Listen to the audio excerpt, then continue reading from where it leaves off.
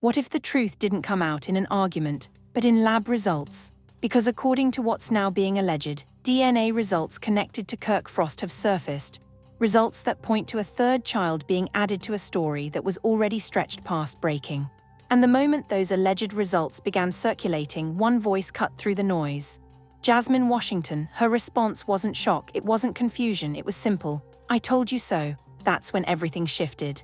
Because paternity rumors can be debated, timelines can be argued, but DNA doesn't operate on emotion. If these results are accurate, this isn't about mistakes anymore, it's about pattern. About how many times secrecy was denied before biology forced the truth into the open. And about how long one person can carry public composure while the foundation underneath keeps cracking. For Rashida, this alleged leak doesn't just reopen old wounds, it reframes them. Suddenly, past denials feel less like misunderstandings and more like delays. Delays that bought time, delays that protected an image, delays that kept reality just out of reach. And Jasmine's reaction matters more than people realize. Because "I told you so" isn't celebration, it's vindication. It suggests this outcome wasn't surprising, it was expected. And when someone reacts with certainty instead of shock, it forces a different question. How long did they already know? This isn't just another scandal headline. This is the moment where speculation collides with science, and science doesn't negotiate. So now the story isn't about whether something might be true, it's about what happens after the truth can no longer be postponed. Up until now, everything in this saga lived in a negotiable space. Rumors could be denied, timelines could be blurred, intentions could be reframed, but DNA doesn't negotiate. That's why these alleged results, if authentic, carry more weight than any reunion argument, leaked message, or social media back and forth ever could. Because once science enters the conversation, the story stops being emotional and starts being factual. According to what's circulating, the results tie Kirk Frost to a third child, pushing the situation beyond scandal and into permanence. Children aren't rumors, they don't disappear when attention fades. They exist long after narratives change. That permanence is what shifts everything. For Rashida, this alleged confirmation doesn't just reopen wounds, it reorders the timeline of trust. If this is accurate, it suggests that denials weren't misunderstandings, they were delays. Delays that allowed damage to compound quietly while public composure held the line. And composure has a cost. The public often mistakes calm for acceptance, but calm can also be containment. According to how viewers read Rashida's silence in recent moments, it no longer feels like confusion or shock. It feels like recognition, like someone who has already processed the truth privately and is now watching it surface publicly. That's a very different kind of quiet. For Jasmine Washington, the alleged DNA results function as validation. Her reaction, "I told you so," wasn't emotional because, in her framing, the outcome was inevitable. That certainty reframes earlier moments where she appeared confident under pressure. Confidence without proof once felt provocative. Confidence with proof feels explanatory. This is why people are rewatching old scenes again, not for drama, but for clues. Reactions that once felt exaggerated now read as frustration. Silence that once felt smug now reads as patience. And moments that looked chaotic now look predictive. DNA changes perspective retroactively. Another reason this alleged leak hits harder is because it removes choice. No one can choose how to handle a child's existence. You can't apologize it away, you can't delay it indefinitely. It forces restructuring financially, emotionally, legally, and publicly. And restructuring is where real consequences show up.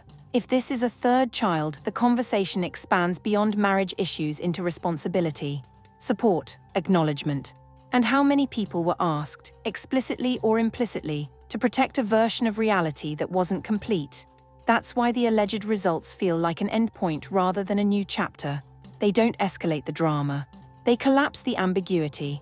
For Kirk, this moment isn't about explaining feelings. It's about explaining sequence. And sequence is harder to defend than intent. Once timelines solidify, past statements get evaluated against facts instead of tone. For Rashida, the question shifts from what happened to what happens next. Not emotionally, but structurally. Boundaries, finances, co-parenting realities, and whether a marriage can adapt to truths that no longer require belief to be real.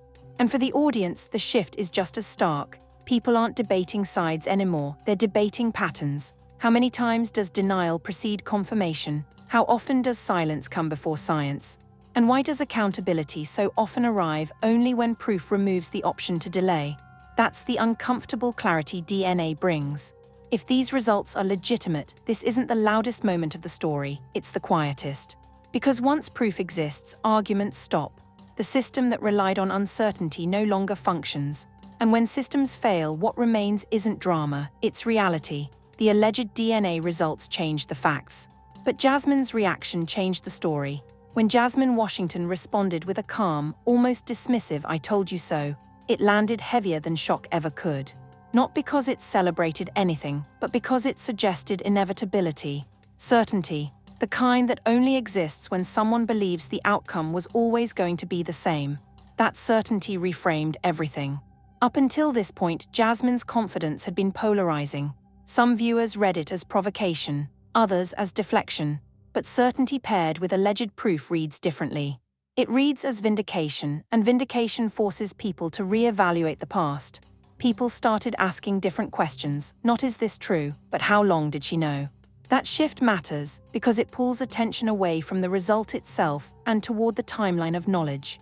If someone reacts with validation instead of surprise, it implies the information didn't change their understanding, it confirmed it. And confirmation rewrites memory. Scenes that once felt messy suddenly looked intentional. Moments where Jasmine stayed composed under pressure no longer felt performative, they felt patient. The confidence that irritated viewers before began to look like restraint in hindsight. That doesn't make her right, it makes the story clearer. At the same time, Rashida's silence took on new weight. After the alleged results circulated, her quiet didn't read as denial or disbelief. It read as recognition. As someone watching public confirmation of something already processed privately, that kind of silence is heavy. It's the silence of someone who no longer needs to argue facts because facts are finally catching up. And that silence drew empathy.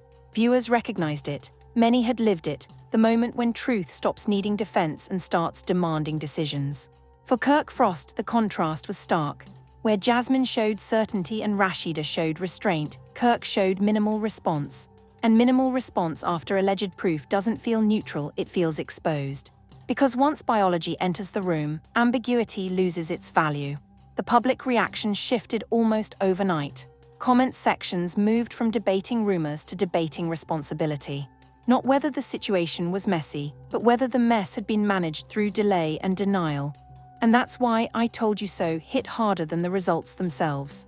It suggested a pattern where truth didn't arrive unexpectedly, it arrived late. Late after denials, late after walkouts, late after public humiliation. Late enough that when it finally showed up, it felt less like revelation and more like receipt. Another reason the reaction landed is because it contrasted sharply with how women are usually expected to behave in these moments. Jasmine didn't soften her words. She didn't frame them around empathy. She didn't apologize for being right. That refusal unsettled people, because society is more comfortable with women being hurt than being vindicated. Hurt is digestible. Vindication is threatening, especially when it exposes how long discomfort was ignored. Still, this isn't about crowning winners. It's about recognizing how certainty functions when proof appears. Certainty forces accountability. It removes the emotional buffer that allows people to argue tone instead of truth. And once that buffer is gone, the conversation changes permanently. People stopped asking Rashida why she stayed. They stopped asking Jasmine why she spoke. They started asking why proof was needed for belief. That's the real disruption here. If the alleged DNA results are legitimate, then the loudest part of this story isn't the leak, it's the delay. The time between denial and confirmation. The emotional labor spent defending uncertainty. The cost of being asked to wait until science speaks. That's why Jasmine's 3 words echoed. "I told you so" wasn't triumph, it was indictment. Once alleged DNA results entered the conversation, something unusual happened. The noise stopped. No frantic denials, no emotional explanations, no aggressive rebuttals, just silence. And silence after proof feels very different than silence before it. Before, silence could be framed as patience, strategy, privacy. But after alleged confirmation, silence becomes interpretive. It invites one unavoidable question. Who does this quiet protect now? Because once science speaks, silence no longer buys time, it buys distance. For Kirk Frost, this silence reads heavier than anything said before. Earlier restraint could be justified as avoiding drama. After alleged DNA results, restraint looks like containment, a way to prevent further scrutiny rather than address it. That distinction matters. Public perception doesn't demand perfection, it demands alignment. When past denials no longer align with present proof, silence feels like an attempt to let the moment pass instead of confront the contradiction. And contradictions don't disappear quietly. For Rashida, silence reads differently. It doesn't feel evasive, it feels conclusive. The silence of someone who no longer needs clarity because clarity has arrived, just not on her timeline. That's why many viewers describe her energy now as resolved, not confused. Resolution doesn't mean forgiveness, it means acceptance of reality. And acceptance often comes with boundaries instead of explanations. This is where power subtly shifts. Before proof, power belonged to whoever controlled the narrative. After proof, power belongs to whoever controls access to conversation, to emotion, to response. Rashida's continued quiet feels less like avoidance and more like withdrawal. Withdrawal is powerful because it removes participation. Meanwhile, Jasmine Washington didn't need to say anything else. Her initial reaction framed the moment, and additional commentary would only dilute it. Certainty doesn't require repetition. That's another reason this feels final. No one is trying to convince anyone anymore. The public conversation has shifted from what happened to what was delayed. And delay is harder to defend than action. Delay suggests awareness, awareness suggests choice, and choice suggests responsibility. This is why the story no longer feels like a cycle. Cycles repeat because ambiguity allows them to. Proof breaks cycles. Once ambiguity collapses, so does the system that relied on it. There's no more space to reinterpret. No more room to argue intent. What remains is structure, legal, financial, emotional. And structure doesn't care about public opinion. This is also why attention has slowed instead of escalated.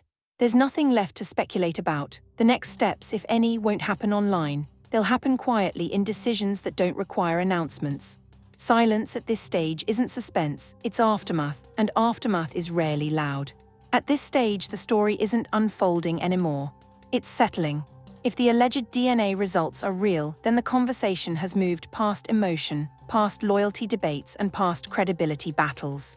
Science doesn't escalate drama, it ends discussion. And once discussion ends, what follows is restructuring. For Rashida, this moment doesn't demand a public reaction. Proof removes the need for performance. The questions she would have had to answer, are you sure, what if it's not true, no longer exist, what replaces them are decisions, quiet ones, legal ones, financial ones. That's why her silence now feels different from before. It's not avoidance, it's closure. Closure doesn't always look like forgiveness or rage. Sometimes it looks like no longer needing to explain why boundaries exist. When facts are established, boundaries justify themselves. For Kirk Frost, the road forward narrows. Alleged proof reframes the past and limits future narratives. Statements become risky. Explanations invite verification. Silence becomes the safest option, but safety isn't the same as repair. Reputation doesn't collapse instantly, it erodes quietly. And erosion is hardest to reverse because it doesn't announce itself. For Jasmine Washington, the moment of vindication doesn't require celebration. The facts, if verified, speak on their own. Her role now isn't to convince, it's to coexist with the consequences of being right in public, which often comes with scrutiny of its own. Being vindicated doesn't end attention, it redirects it. What happens next likely won't play out on camera. Children change timelines, legal responsibilities change priorities, financial realities change behavior. And those changes don't benefit spectacle, they benefit privacy. That's why this feels final, not because everyone agrees, but because there's nothing left to argue. Science removed the last layer of uncertainty. And uncertainty was the fuel that kept this story alive. Without it, the cycle can't restart. This isn't the end of a relationship story, it's the end of a debate. This story didn't end with shouting, it ended with confirmation. And confirmation forces a different kind of accountability, one that doesn't rely on opinion, tone, or loyalty. It relies on facts that don't change based on who's telling the story. So here's the real question. Why does proof so often arrive after denial? Why does certainty require science instead of trust? And how much emotional damage happens while people wait for facts to become undeniable? Because in this situation, the loudest voices didn't win.